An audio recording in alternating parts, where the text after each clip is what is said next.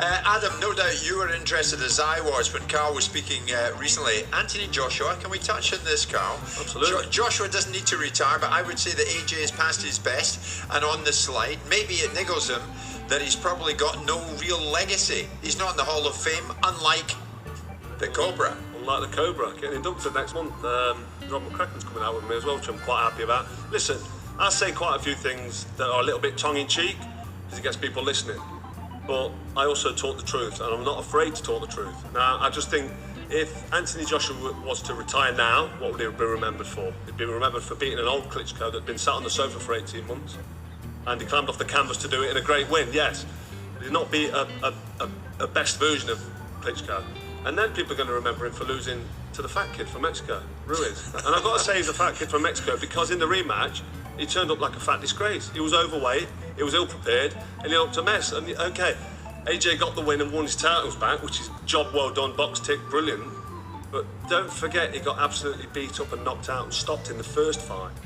So that's still a taint on his record. Okay, put it right, but then what's he remembered for? 2 losses to Alexander Usyk. All right, one of the best fighters to ever live and breathe the sport, brilliantly talented, but he's a cruiserweight, coming up to heavyweight.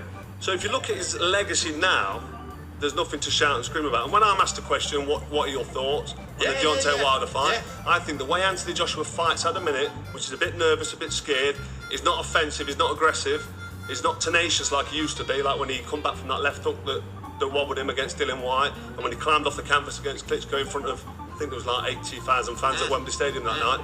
Not quite the bigger number that they make out. I saw some empty seats at the top. But anyway, that performance was great, and that was a brave performance. Yeah. As someone who was a bit naive, just fighting from the heart. Since he lost to Usyk, the Ruiz loss actually, I think took a piece of his soul. And what's good? It's Stormy B-Man back with another Stormy B-Man's Briefs.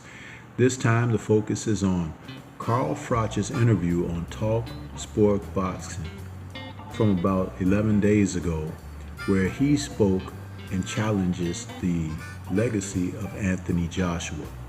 It's a very interesting perspective that Frotch brings because he is the sort of personality from the sport of boxing who has garnered his own critics and everything for being outlandish, sometimes speaking out of turn, sometimes disrespectful.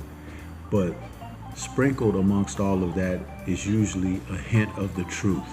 And in this instance, Frotch has spoken the truth about Anthony Joshua, someone that we need to take a closer look at his career, as critics and people who have supported Joshua have been unrealistic about where his place is presently amongst the heavyweight landscape.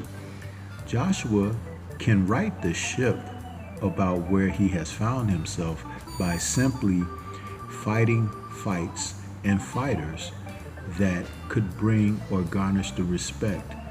The fact that he hasn't fought Tyson Fury, the fact that he hasn't fought Deontay Wilder means a lot, especially when factoring that these are contemporaries. Though their ages vary, with Joshua and Fury being both younger than Deontay, these 3 men should have had a couple of fights between them through this particular time already, though it's only been Wilder and Fury who've already had a trilogy. But AJ can turn things around by fighting. Stop having so much time off, get back in the gym, get ready for fights, and fight people.